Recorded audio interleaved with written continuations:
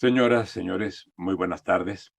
Doy a ustedes la bienvenida a una mesa redonda más del ciclo Diálogos Constitucionales. Hoy nos dedicaremos a examinar la Constitución del Perú y para este objeto he invitado a dos distinguidas personalidades de ese maravilloso país, con quienes, por cierto, acabo de reunirme. Tuvimos un Congreso Iberoamericano de Derecho Constitucional la semana pasada en Arequipa, y allí coincidí con esta querida amiga y este querido amigo que hoy nos acompañan, además de muchos otros colegas de constitucionalistas de ese país y de muchos más. Fue un congreso al que asistieron eh, miembros de la academia de 18 países, de manera que resultó muy fructífero.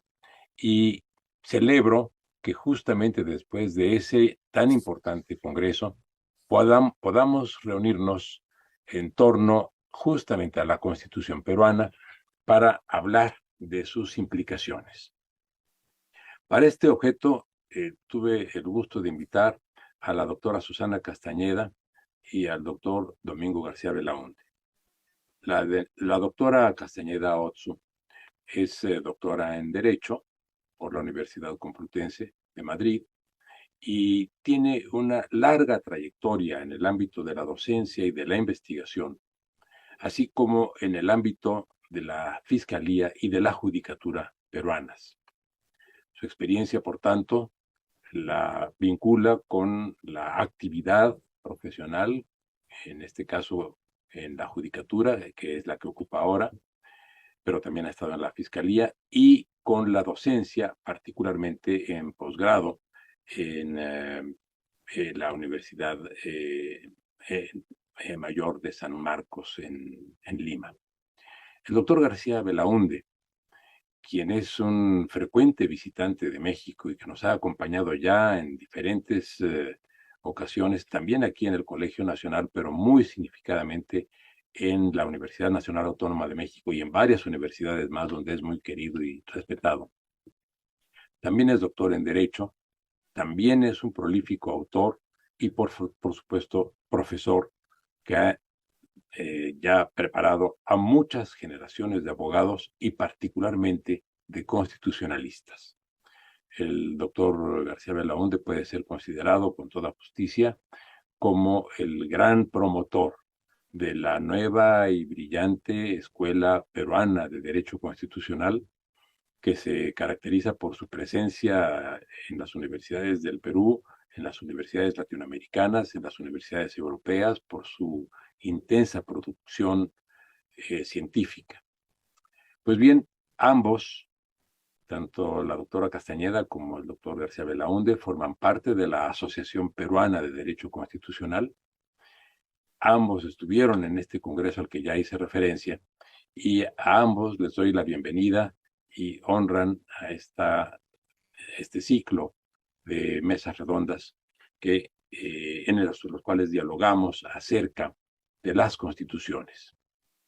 Hemos estado ya revisando diferentes sistemas constitucionales de Europa y de América Latina, pero hoy vamos a centrarnos en una constitución, la peruana, que tiene características muy singulares con relación a las demás constituciones de nuestro hemisferio, entre otras que desde el siglo XIX contiene la figura de un presidencialismo que no es el ortodoxo, que no es el estándar, que no es el que sigue el modelo de Filadelfia, porque aunque se suele identificar el surgimiento del sistema semipresidencial a partir de la Constitución francesa de 1958, si bien había antecedentes en Europa con relación a formas mixtas de integración del poder ejecutivo, como en la Constitución de Portugal, como en la Constitución de Finlandia, como en la propia Constitución española, que nunca se puso en vigor del siglo XIX, de la Primera República. El hecho es que en el Perú, al lado del presidente, ha habido desde el siglo XIX un gobierno con facultades y con atribuciones propias y también se ha desarrollado de larga data la figura del jefe de gabinete. Yo le voy a pedir, por tanto, al doctor García Belaúnde que nos haga un panorama introductorio al constitucionalismo peruano, que como ya dije, es muy dinámico y muy creativo, para que nos deje ya en el inicio, en el arranque de lo que es la actual Constitución y que luego ya podamos entrar a examinarla con más detalle. Domingo, te pido el gran favor entonces de hacer uso de la palabra. Gracias, Diego, por esta tan generosa presentación, a Susana por acompañarnos en esta oportunidad y a los que nos acompañan directamente y a los que nos verán después, evidentemente. Bueno, efectivamente, nosotros tenemos algunas peculiaridades que demuestran que no es que seamos originales, sino que somos peculiares por fruto de una circunstancia histórica. Pero antes quisiera decir algo en honor a nuestros amigos que nos ven, y que es lo siguiente. El Perú desde fuera, turísticamente hablando, es considerado básicamente como un centro de atracción hacia el Cusco. Bueno, Cusco pues es extraordinario, indudablemente, y más aún Machu Picchu, que son unas ruinas en las alturas que está al costado del Cusco, ¿no? Al costado me refiero a unos cuantos kilómetros, ¿no?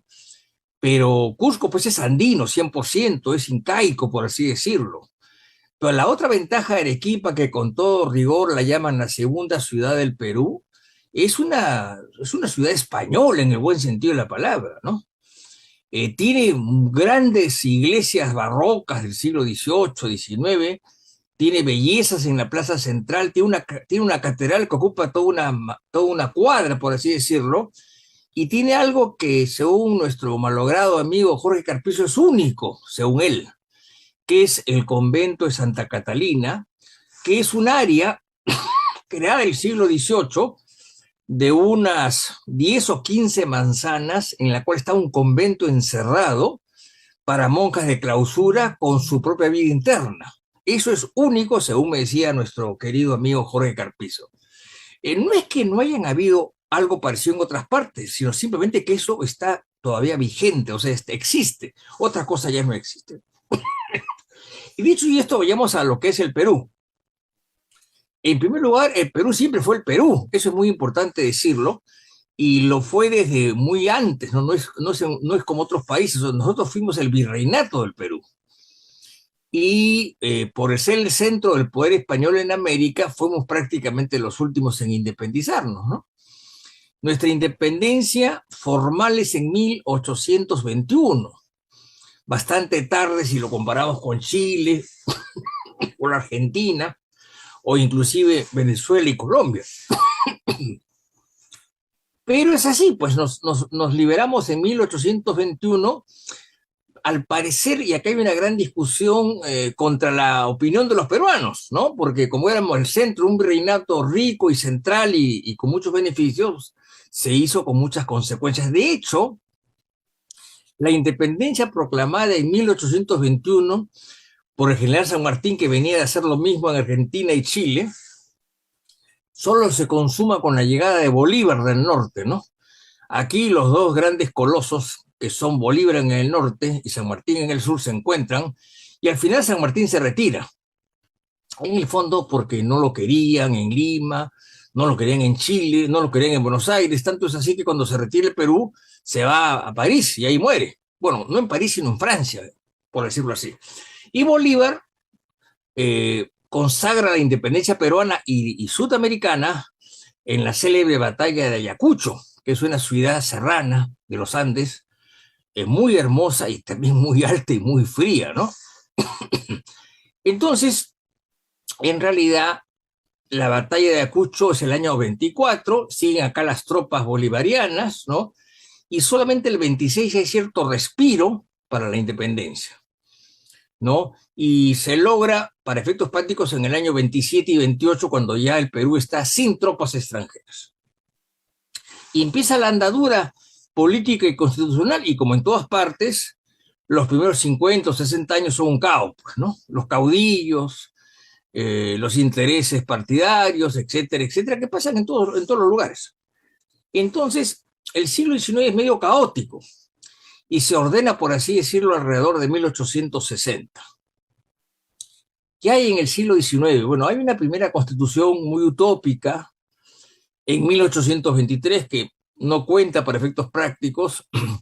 Después hay una constitución del año 1826 que prepara a Bolívar. O sea, Bolívar tiene un rasgo constitucionalista muy curioso, muy interesante, que no es atractivo indudablemente porque él quiso ser pues, un modelo ideal y no salió nada, ¿no?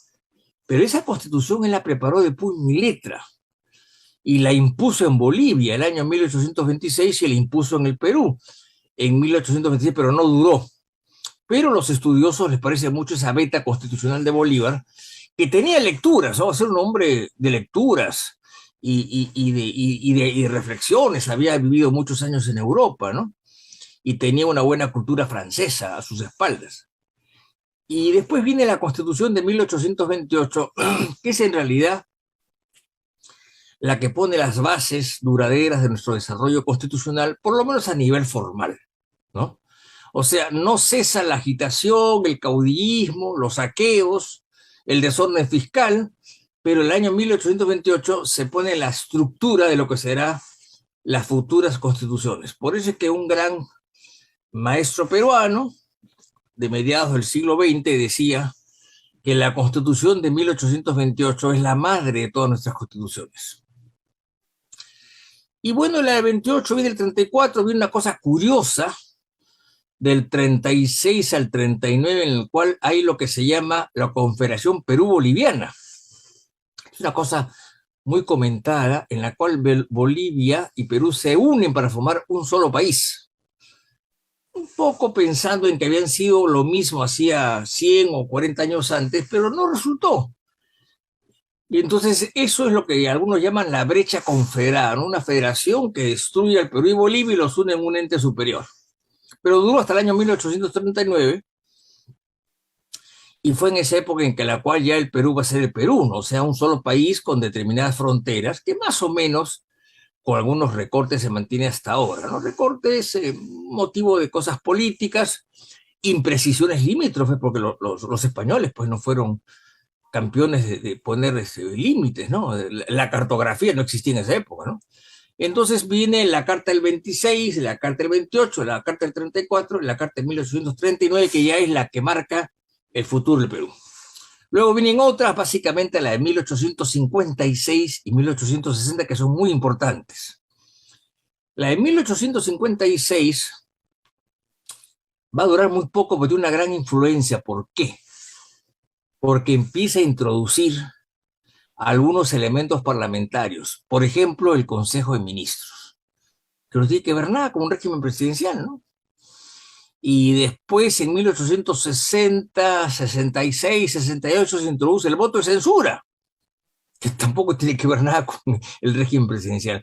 Entonces, hay unas incrustaciones parlamentarias que se dan a partir de 1856 y se van afinando con el tiempo.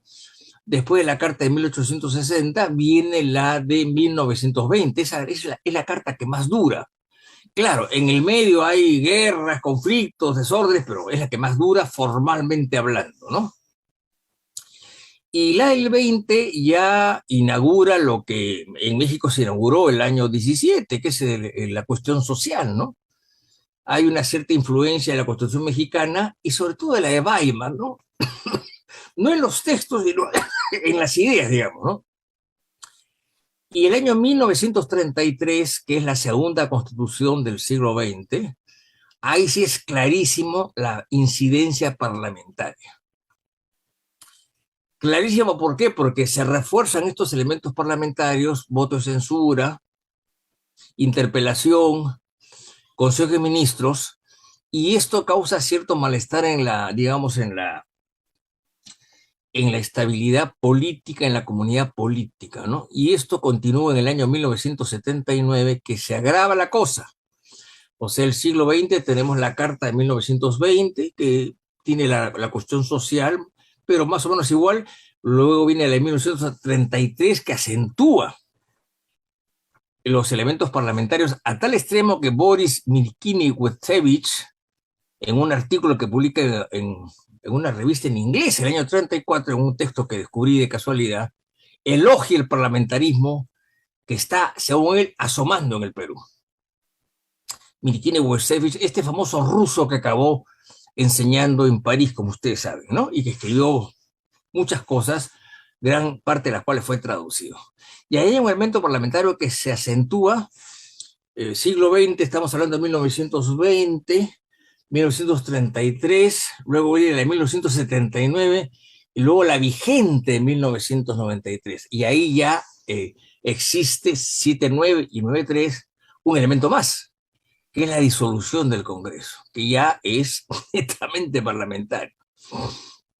Sin embargo, se ha discutido mucho entre los estudiosos si esto realmente es o no un presidencialismo, un semipresidencialismo, algunos dicen un semiparlamentarismo, pero lo cierto es que, para hacer justicia a los hechos, es que si bien hay un Consejo de Ministros que funciona con cierta autonomía, técnicamente al frente va un presidente del Consejo de Ministros, así lo llama la Constitución. Sin embargo, en última instancia no hay una diarquía, porque el presidente lo cesa al primer ministro al día siguiente, si le da la gana. Tanto es así que hay un reciente canciller, según me enteré yo, no quiero dar el nombre, que le dijo al presidente Castillo, que es bastante informal, dicho sea paso, que se quería retirar a fin de mes. Un ministro, ¿no? Y leyendo el diario oficial de la semana se enteró que lo habían sacado a él y al primer ministro. Así de simple. O sea, no llega a haber una diarquía. Lo que hay es un paralelismo con cierta independencia, y aún más en la ausencia del presidente, el vocero es el primer ministro, llamado primer ministro, pero en realidad es el presidente del Consejo de Ministros, pero al final el que decide es el presidente. Entonces, los ministros en el fondo, en el Perú, hoy día tienen un doble control. El control del Parlamento, y el control es el presidente de la República, que lo saca en 24 horas. Entonces es un presidencialismo peculiar, algunos lo llaman presidencialismo acotado, atemperado, atenuado, o un presidencialismo parlamentarizado.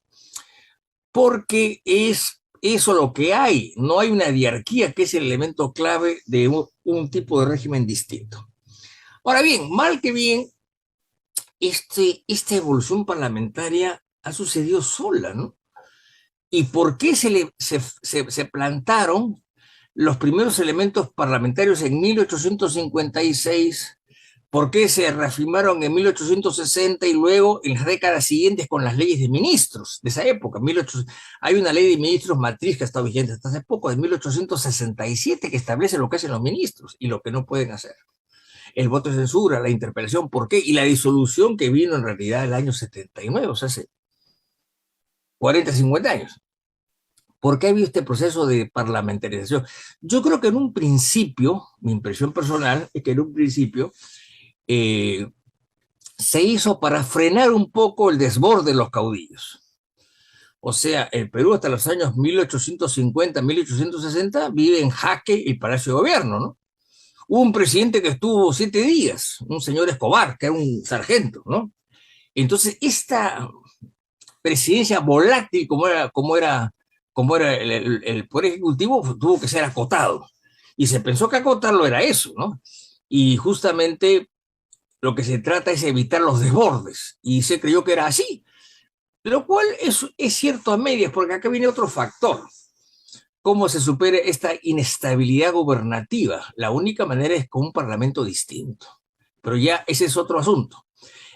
En términos generales, con cargo a hacer alguna ampliación o precisión, si así fuese solicitada más adelante, es un presidencialismo sui generis, peculiar, atenuado, en la cual los ministros dependen mucho. Por ejemplo, en este momento, en el año que está el presidente Castillo, han censurado, no sé, a 10 o 15 ministros. Los llaman, los interpelan y los tumban al día siguiente, y tienen que irse. Porque de acuerdo a la Constitución, el ministro censurado debe irse y el presidente aceptar su renuncia y nombrar un reemplazo en 48 horas.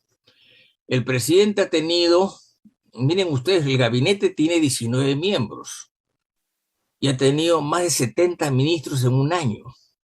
Y no se han ido porque quisieron. Se fueron porque los votaron, así de simple, ¿no? O echados por el Congreso a través de un voto de censura, o echados por el presidente que se cansó de ellos, o echados por la opinión pública, porque han habido algunos ministros con malos manejos, por así decirlo. Pero esa es la situación que tenemos actualmente. Claro, el Perú actual con un partido nuevo en el poder, que no sabe mucho lo que quiere, que está dando tumbos, que no se define, ¿no?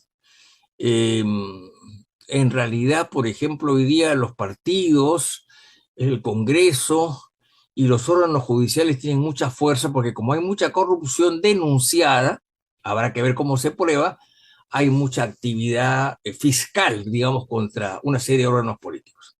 Este es el panorama que tenemos, es bastante incierto, lamentablemente, no lo es de hace un año, pero el sistema funciona, que es lo más importante, hay libertad de prensa, evidentemente, libertad de expresión, la gente se mueve, y ha habido un apoyo, un control más o menos errático en la pandemia, pero ya estamos saliendo de ella, Dios gracias. Eso es en trazos generales. No sé si digo, he sido claro o si quieres que alguna cosa lo añada, pero tú dirás, ahí está lo básico, ¿no?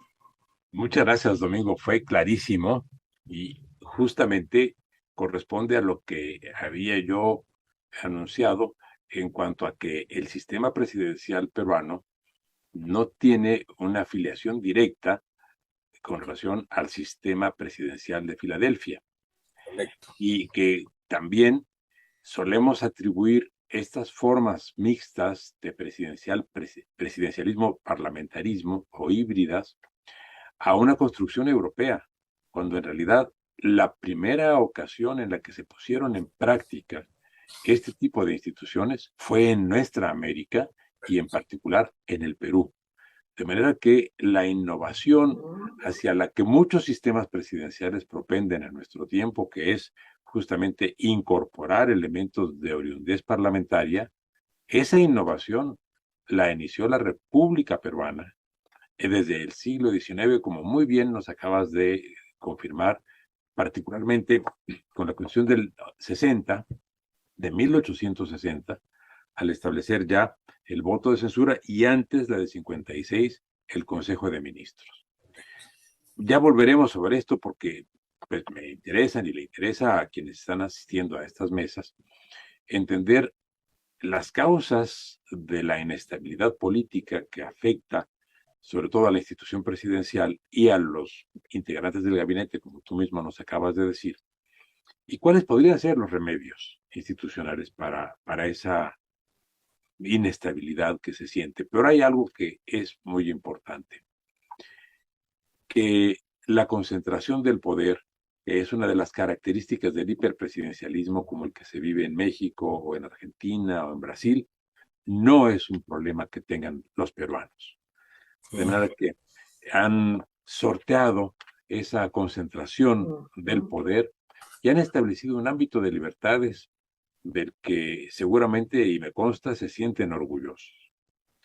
Tanto así que pues me ha tocado estar con Domingo desde hace unos días hacíamos las cuentas, casi 50 años, viniendo Domingo a México o yendo yo al Perú, y siempre nos hemos podido desenvolver en lo académico con absoluta libertad.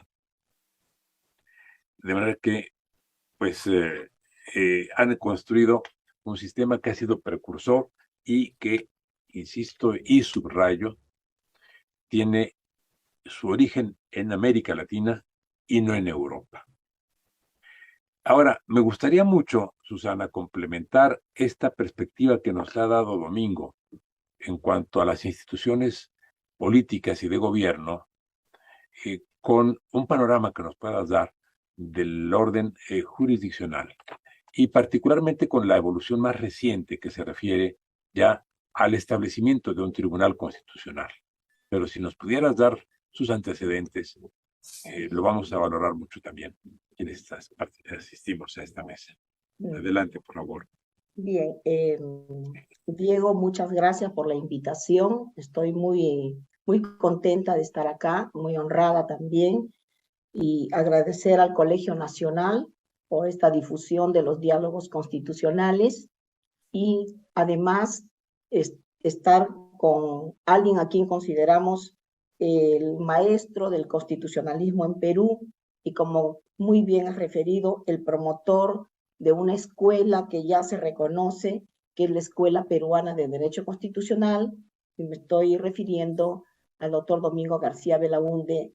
Para nosotros es un maestro, es un amigo, es quien ha formado a este grupo de constitucionalistas de distintas edades, como lo dijimos en Arequipa, y de distintas regiones y de distintos sexos. Y eso a mí me parece que es muy importante.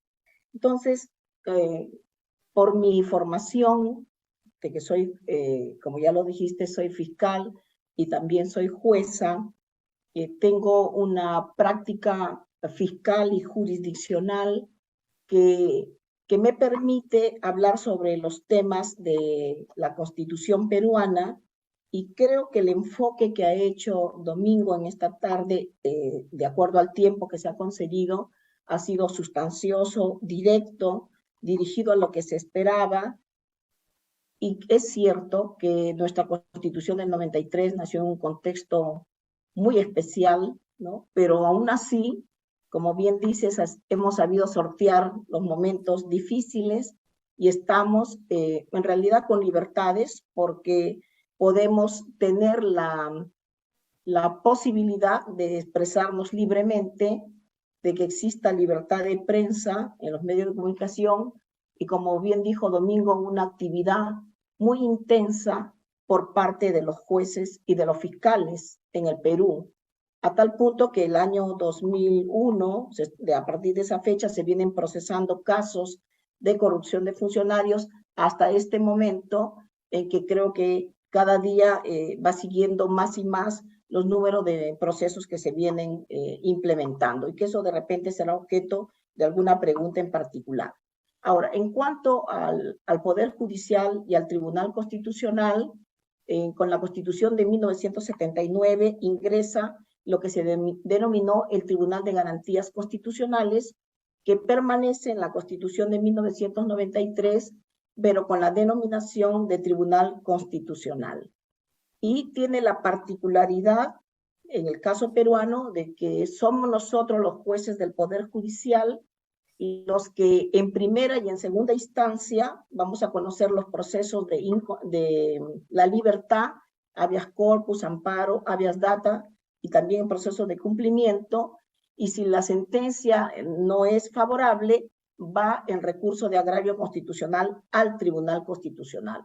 Es decir, hay una jurisdicción compartida entre los jueces del Poder Judicial y el Tribunal Constitucional, pero tratándose de lo que son los procesos de inconstitucionalidad y los procesos competenciales, la atribución es exclusiva del Tribunal Constitucional.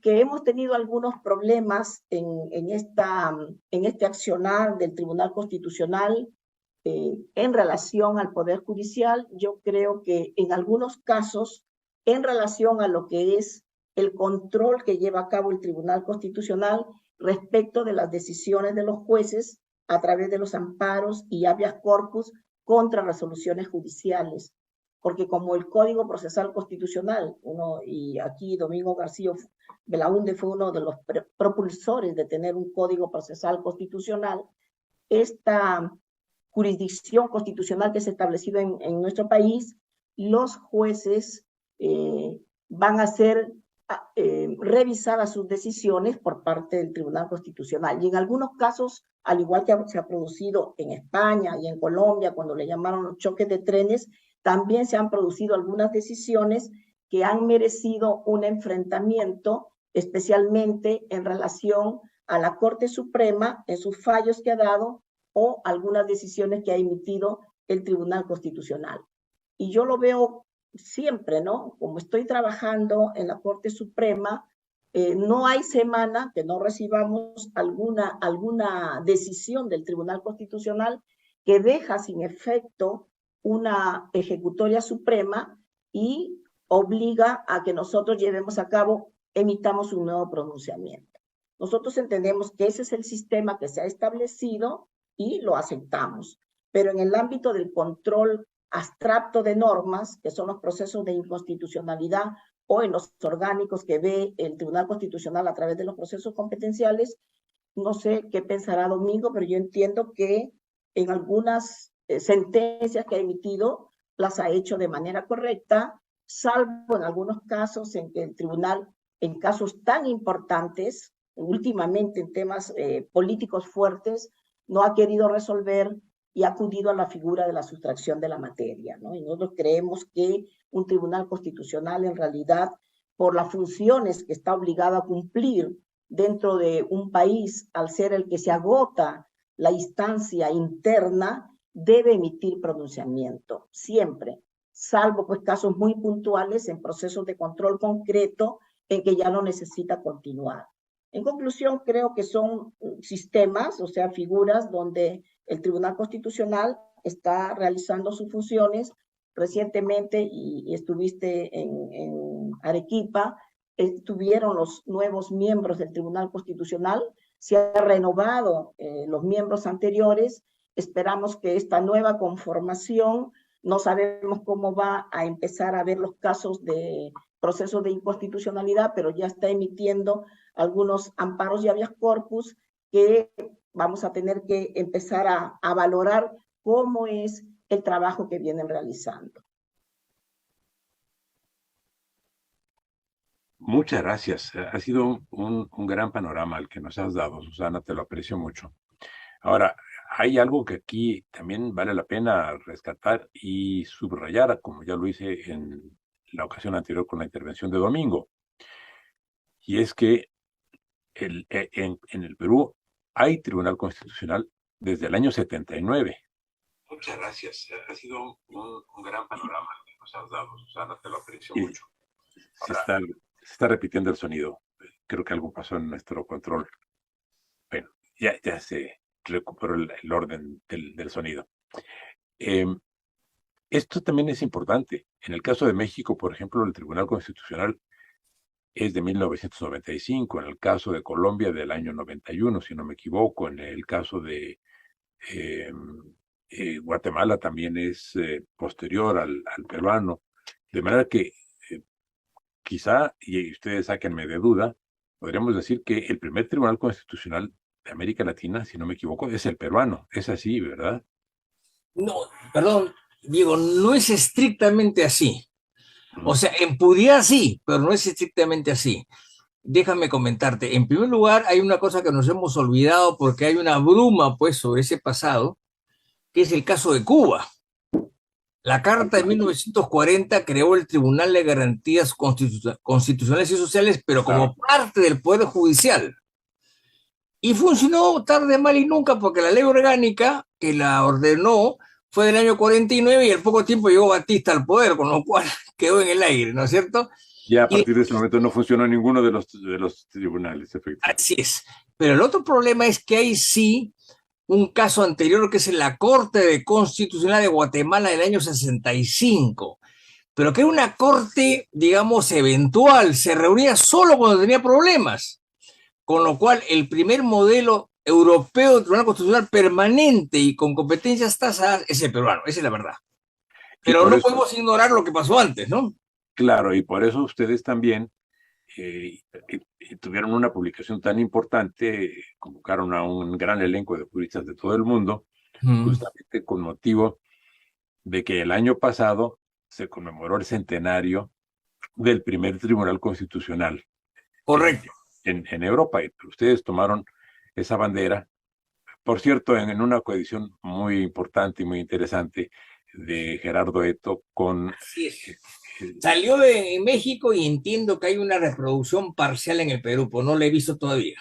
Sí, o sea, César Astudillo de México y Gerardo Eto hicieron este gran esfuerzo. Correcto, muy bueno. Justamente por reconocer que Perú tiene también el desarrollo constitucional del Perú también se marca por esa característica de la consolidación de la justicia constitucional en América Latina.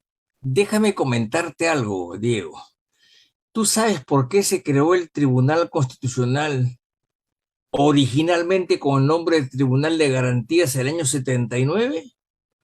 Por desconfianza y miedo del Poder Judicial.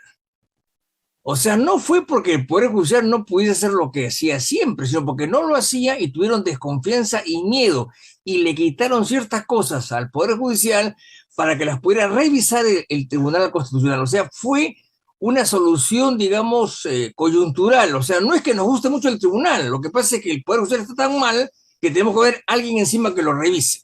Lo cual es muy triste decirlo, pero es la verdad.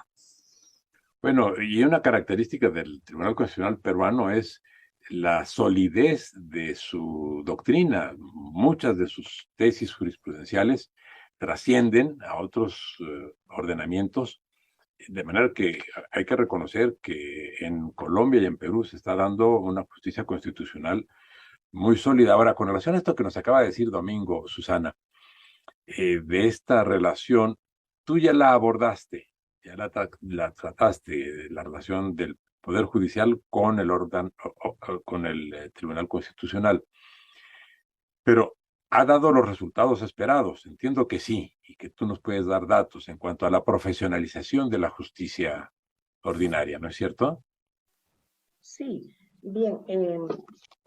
Bueno, nosotros en Perú, hasta antes del Tribunal de Garantías Constitucionales y luego Tribunal Constitucional, las decisiones que se emitían terminaban en la Corte Suprema, ¿no? Y luego ya al crearse un órgano que se constituye en alguien que está por encima porque sus decisiones son preferentes y van a vincular no solamente a los jueces, sino a todos los poderes públicos. Yo lo que quería decir es que el Poder Judicial está estructurado de una manera, podríamos decir, jerárquica, ¿no? Cual una pirámide kelseniana, donde en la ancha base se encuentran los jueces de paz, la justicia de paz, que es no letrada, que es una justicia que se acerca a la comunidad, ¿no? Y que es reconocida en el caso de Perú, porque tenemos una geografía tan difícil donde a veces no se puede acceder, y entonces son los jueces de paz elegidos por las autoridades, es que los que van a desempeñar esas funciones de un buen componedor de controversias, ¿no? Luego vienen los jueces de paz, en las provincias, los jueces especializados o mixtos, en las capitales de provincia, las cortes superiores, y en la cúspide está la Corte Suprema, ¿no? Que se compone de 3 salas, bueno, en realidad son 3 salas según la ley orgánica del Poder Judicial, pero por la gran carga procesal, por un diseño legal que no es correcto, donde llegan temas que no debieran llegar a la Corte Suprema, es que ahora hay muchas salas supremas a cargo de provisionales. Entonces, lo que interesa ver es que en el caso de Perú, un último informe ha establecido de que por cada 100.000 habitantes tenemos más o menos 10 jueces que más o menos hacen a un juez por 10.650 habitantes. Entonces, es difícil poder brindar una justicia de calidad teniendo que atender a la población de esa magnitud y sobre todo en ambientes geográficos difíciles como son los de la sierra o como son los de la selva, ¿no? Los de la selva donde muchas personas incluso se van a movilizar a través de canoas. Entonces hay juzgados itinerantes para poder tratar de acceder a la justicia, ¿no? Entonces, el problema que se advierte, y el diseño constitucional solo habla de la Corte Suprema, dice que sus jueces son inamovibles hasta los 70 años, tienen garantías de independencia e inamovilidad, habla de que según la ley orgánica se estructurará este poder del Estado, pero lo que estamos viendo, y eso no solamente aplica para el Poder Judicial, sino para el Ministerio Público que está teniendo una función relevante en estos momentos, porque en materia penal, que es donde tienen su mayor cantidad de trabajo, rige a partir del año 2004, con vigencia a partir del 2006, un nuevo proceso que ustedes en México también instauraron, un proceso acusatorio. Entonces, eso le da al Ministerio Público la potestad de ser los que en realidad lleven a cabo la investigación y tengan el poder persecutorio del delito. Claro, y entonces vemos que hay una gran cantidad de jueces y una gran cantidad de fiscales que no son titulares, sino que, por ejemplo, en el caso de Perú, los jueces superiores son 786, tenemos jueces especializados 1923, jueces de paz letrados 636, que son los jueces de carrera, porque los jueces de paz no letrados, que son los que manifesté hace un momento, los de ancha base, ellos no son de carrera. Pero de esa cantidad de jueces, y peores en el Ministerio Público, porque ha necesitado reclutar más fiscales, los titulares llegan más o menos a un 50.7%, mientras que los provisionales son 17.1%, y los supernumerarios, que no son los de carrera, porque los provisionales son los de carrera de menor rango, que ocupan provisionalmente una plaza mayor, ellos son muchísimo menos, ¿no? Entonces nos encontramos con una situación donde existe mucha provisionalidad, tanto del Poder Judicial como del Ministerio Público, y en determinado momento podría afectar la independencia e imparcialidad de los jueces o el principio de objetividad de los fiscales.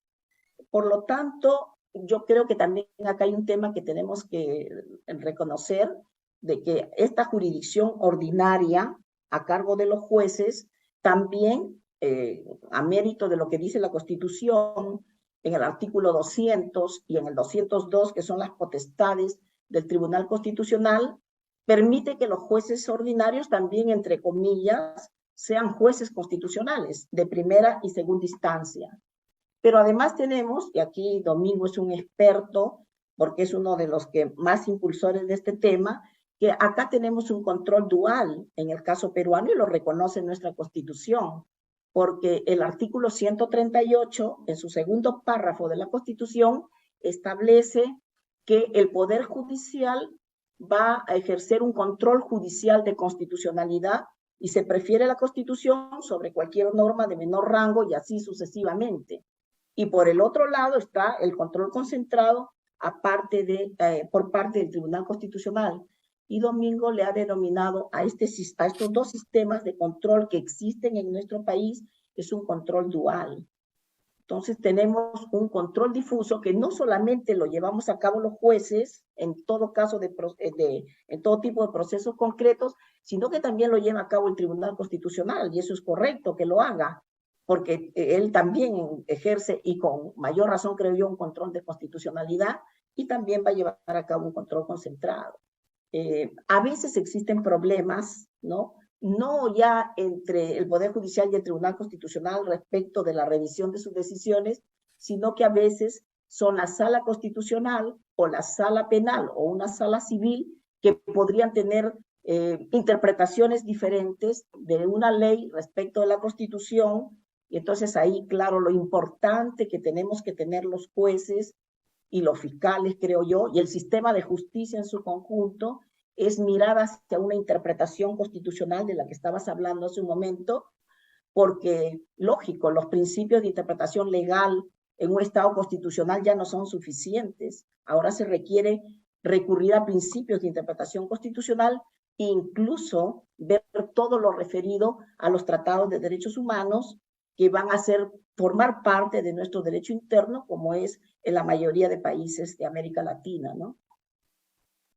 Gracias, Susana. Sobre esto me interesará mucho que regresemos a la recepción de los tratados de derecho, de los tratados internacionales en el derecho interno del Perú. Pero hay un aspecto de lo mucho interesante que comentaste que retomo. Nos hablas de una relación de 10 jueces por cada 100,000 habitantes y señalas que eso es una relación deficitaria. En el caso de México, tenemos 5.5 jueces por cada 100,000 habitantes. Esto es la mitad de lo que tienen ustedes en el Perú. Y Perú, por otra parte, se acerca a España. España tiene 11 jueces por cada 100,000 habitantes, si bien está lejos del país donde entiendo hay mayor cobertura en cuanto a juzgadores, que es Alemania, que tiene 26 jueces por cada 100,000 habitantes. Evidentemente esto tiene mucho que ver y tiene un impacto directo en cuanto al acceso a la justicia.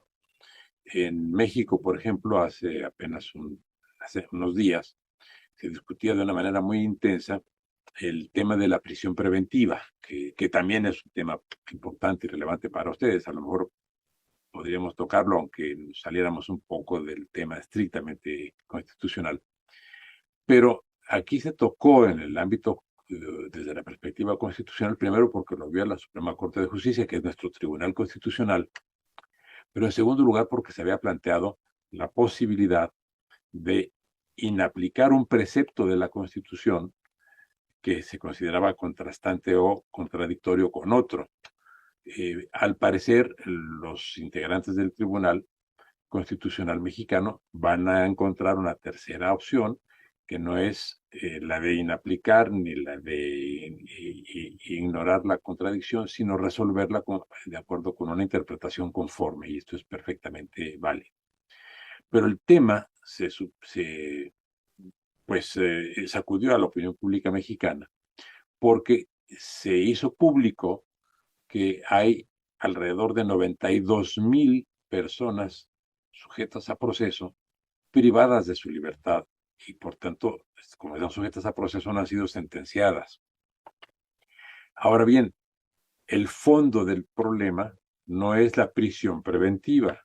El fondo del problema es que hay una insuficiencia ostensible en nuestro aparato de justicia, y con una proporción de 5 jueces por cada 100,000 habitantes, resulta imposible atender la totalidad de los juicios que están en marcha con la rapidez, con la celeridad, con la prontitud que la propia Constitución señala.